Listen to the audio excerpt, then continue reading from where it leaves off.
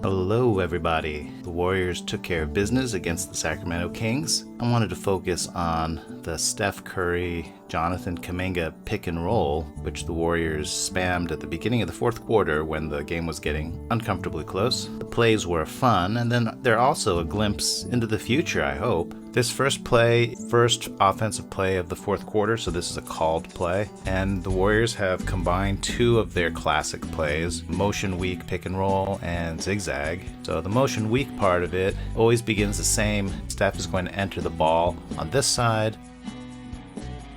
Here's the ball swinging back across. Steph is going to do the shallow cut to show up on the weak side. In the meantime, down here, Damion Lee is going to set a screen for Jonathan Kaminga, who's going to come up and be the pick in the pick and roll. Sometimes people call this a ram screen. It's a screen for the person who's going to go screen. So Steph and Jonathan are going to go meet here in this little weak side wing spot.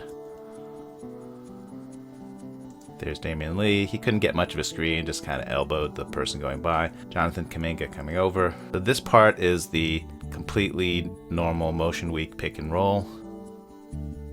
Damion Jones gets brought into the play here because he's defending Kaminga. The Kings are thinking ahead. They're planning to pressure Steph with two defenders, which means that Kaminga can roll to the basket free, right? Wrong, because they've got this guy ready to rotate to stop the roller. He's sinking in all the way down from guarding Juan Toscano-Anderson. So it looks like the Kings have this all under control, right?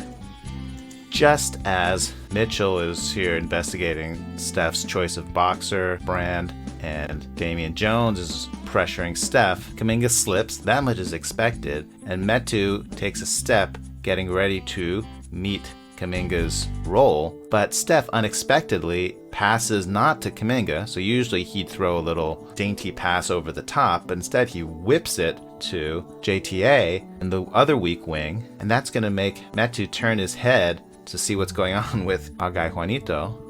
Now Metu's paying attention to Juanito, and he's probably thinking, please shoot it, because he'd rather Juan Toscano-Anderson fire up a three than other better options. But that means that there's no help for Jonathan Kaminga on his roll here. So this is what I've been calling zigzag play, where instead of tossing a pass to the short roller, you whip a pass across and then they zigzag it back to the short roller. And here this play works like gangbusters. So Juanito throws this beautiful alley-oop pass. Kaminga is going to do Kaminga things. Bang. It's the Spurs motion weak option because Steph is going to do a shallow cut to meet the ball and get it back on the weak side. So that's the start of motion weak.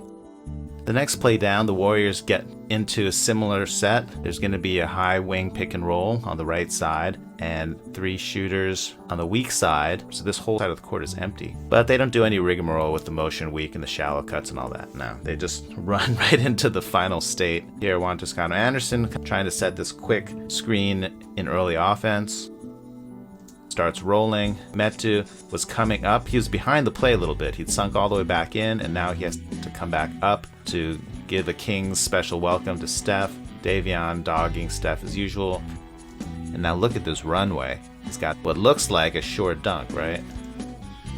Damion Jones, he was injured for most of his time with the Warriors. He's starting to show off more game in Sacramento, so good for him. And unfortunately for our guy Juanito, Damion Jones rotates hard and bong. This was ruled a clean block. You can see Steve Kerr, he's questioning the whole thing. You can read his lips saying, what, no foul? But that guy pounded his arm. Then he's going to say,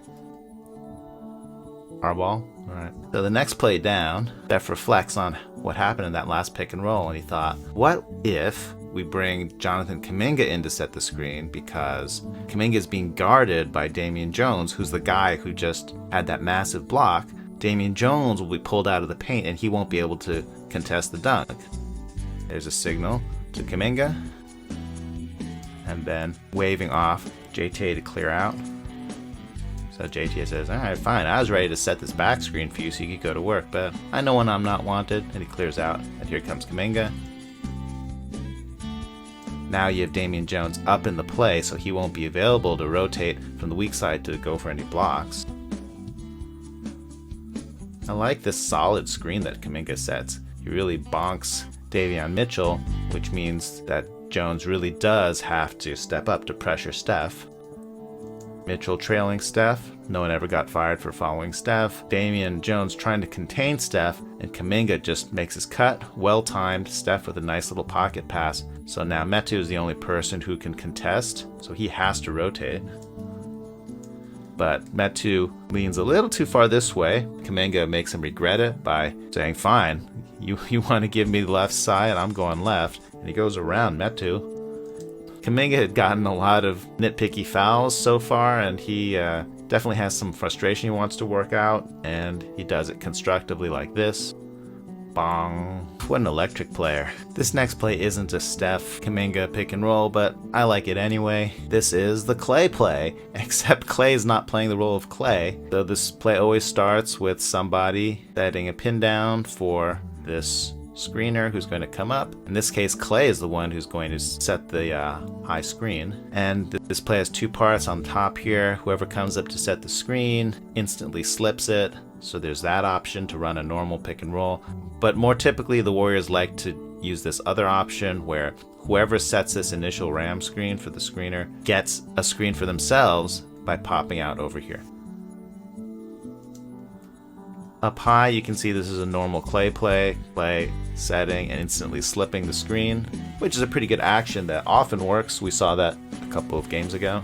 Down low here, because it was Juanito who was setting this pin down, you don't really want him popping out for a catch and shoot. That's not really his game. But here's Damion Lee. He can pop and shoot, so they turn this into the stagger screen version. Often they run this where this person is Jordan Poole. But here's JTA setting one screen for Damion Lee, and then Kaminga gives him another one, and he'll swoop around, and he's trailed by his defender. Steph feeds him.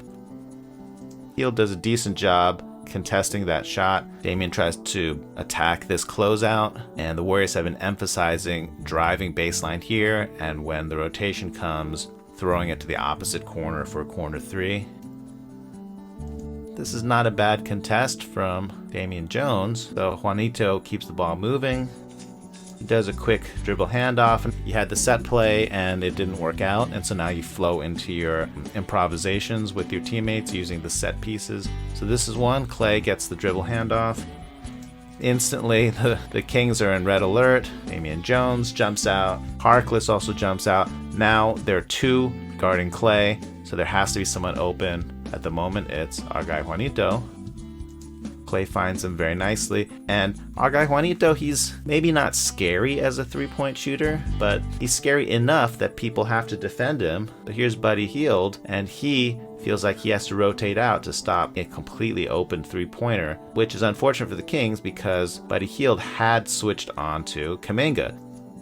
Buddy Hield contests our guy Juanito with a super smart, unselfish play. He actually does have an open three. He could take this, it would be fine. But he sees a higher percentage shot because he sees that Hield is coming out to contest, and he throws this fake shot reel pass right to the dunker. Though Steph is enjoying exploring this whole pick and roll with Kaminga, now it looks like the Kings have intentionally changed up their coverage. They decided the whole sending two players to pressure Steph, that plan doesn't seem to be working. So it looks to me like they're playing a kind of ice defense. So Kaminga's stepping up to set the screen, and Davion's going to position himself to try to deny Steph from going this way at all. And then you have the big dropped back to contain any kind of drive. So Sacramento throwing a new look at the Warriors.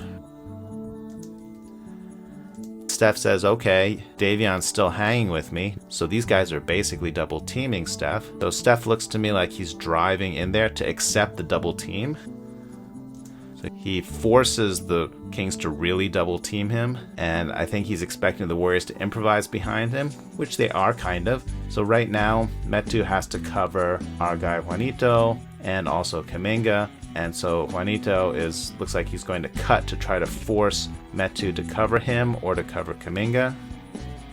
All kinds of stuff is happening in the backside here, but at some point Steph realizes, hey, I'm actually pretty close to the basket, and Damion Jones stepped away from me for some reason. They're not exactly trapping me anymore. They're just kind of keeping me company. He's like my CIA tail or something like that. And here's Davion Mitchell, who's a great on-ball stealer, but I don't think he's a great shot blocker. So why don't I just do my Dirk Nowitzki imitation and do a fadeaway on this guy? Why not? Damian Jones has a clever idea. He sees that because of the spacing, there's just no one in the middle right, and so maybe he's going to try to just backdoor JTA, and if he can get past JTA, then Davion can throw a lob way over the top, and then only Damian Jones can reach it. Bam, he accelerates, but JTA, I love his quick reaction. He realizes, yo, you're not going to back cut me, and he immediately starts going back. And Davion, he probably wishes he had this pass back. He just didn't think JTA would react this quickly. Bonk. Okay, now you know something good's going to happen. Steve Kerr has been telling Kaminga he should run top speed all the time and good things will happen. Klay has the ball. He sees what's going on. He sees it's their new toy, the Dunk-O-Matic 3000, and they want to play with it. And now it's just a matter of what dunk will he throw down. Boom! It's the cradle reverse dunk, which actually has a bit of history to it. Here's a really good view of the Kaminga dunk. You're gonna see him rock the baby. He's gonna cradle the ball this way and then swing it around as he turns so that he can dunk it over his head. Ugh. Okay, I can't resist talking a little bit about that Kaminga dunk. So not only was it just electric in itself, but you should know that Kaminga basically has reversed engineered a lot of his basketball knowledge from watching Kobe Bryant highlights on YouTube in the internet cafe. That's literally what he said. And this dunk is a really famous Kobe dunk, which is the cradle into the reverse dunk. Here it is. Cradle over his head. Beautiful. So you know Jonathan has seen this highlight film a lot. This dunk is so famous that LeBron actually quoted this dunk once he became a Laker. Here it is. Cradle over his head. So anyway, you know Jonathan went and watched this on YouTube and then went to the court and just practiced doing this dunk. Now he pulls it out for special occasions. So this is when he was sent down to Santa Cruz. He wasn't getting minutes in the big leagues and he was kind of salty about it, and he threw down this dunk. I think this is his first G League game or his second G League game. Bang. You recognize it? Yeah, here we go. It's the cradle reverse. That is pretty sweet. But it hits totally different when you throw this down in the big leagues in a real game that's actually kind of close. So here it is one final time. You can decide who wore it best. The cradle into the reverse dunk.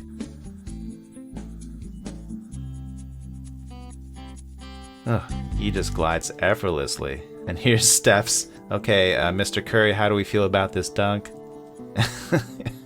He's in, oh my god, what have I just seen mode. That seems appropriate.